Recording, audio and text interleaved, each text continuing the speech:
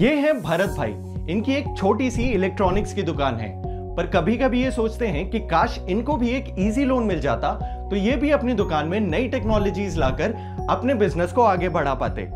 लेकिन लोन का नाम सुनते ही भरत भाई को बैंक्स के चक्कर, भारी भरकम कमीशन और ना जाने कितनी सारी फाइलें दिखाई देने लगती हैं, और इसीलिए ये अपने दिमाग से इस ख्याली पुलाव को निकाल देते हैं।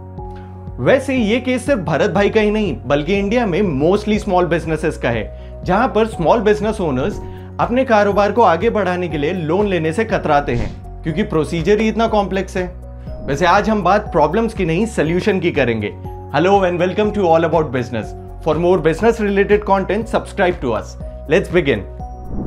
इंडिया में एमएसएमई लोन प्रोसेस को इजी करने और सब तक पहुंचाने के लिए भारत सरकार ने लिया है एक नया इनिशिएटिव, जिससे अब लोन लेना होगा मोबाइल रिचार्ज करने जितना आसान। इस इनिशिएटिव का नाम है OCEN यानी open credit enablement network system. MSME sector में क्रेडिट डिमांड गैप लगभग $300 बिलियन का है। क्योंकि ये माल खरीदते तो कैश में है पर बेचते अक्सर उधार पर हैं। ऐसे में कैश फ्लो में जो डेफिसिट क्रिएट होता है उसे भरने के लिए इन्हें लोन्स की जरूरत पड़ती है।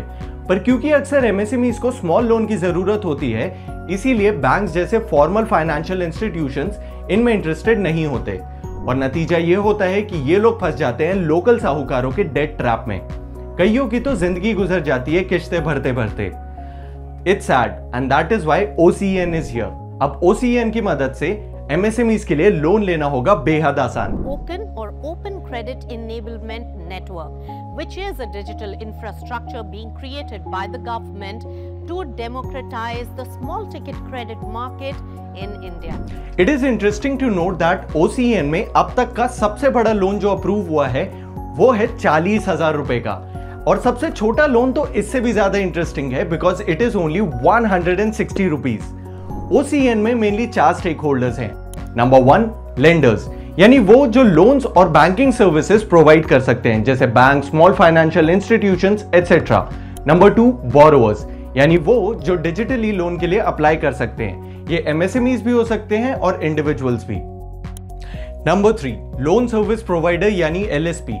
ये कोई भी डिजिटल प्लेटफॉर्म जैसे वेब या मोबाइल एप्लीकेशन हो सकता है जिसे लोन लेने वाले लोग यूज करते हो, for example Paytm, Razorpay etcetera.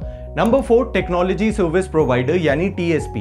ये कोई भी फिनटेक कंपनी हो सकती है जो लेंडर्स और बोरोवर्स को hassle free loan disbursement process के लिए जरूरी टूल्स और टेक्नोलॉजी प्रोवाइड करे।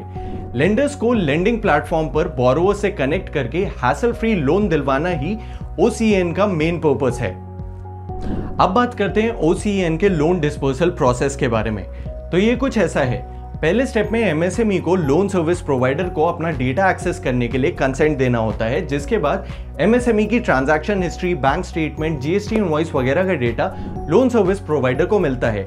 इस डेटा के बेसिस पर ओनर को एक लोन ऑफर मिलता है जिसमें लोन साइज, इंटरेस्ट रेट वगैरह का जिक्र होता है। इसके बाद ओनर को अपने आधार कार्ड के थ्रू एक सिंपल eKYC करना होता है, जिसके बाद फाइनली एक कॉन्ट्रैक्ट बनता है जिस पर सिग्नेचर करके लोन डिस्पर्स कर दिया जाता है ना सिंपल। तो दोस्तों, हमें तो ये लगता है UPI और ONDC के बाद OCEN इंडियन फाइनेंशियल सेक्टर में एक बड़ा रेवोल्यूशन है। आपको क्या लगता है? हमें कमेंट्स में जरूर बताएं।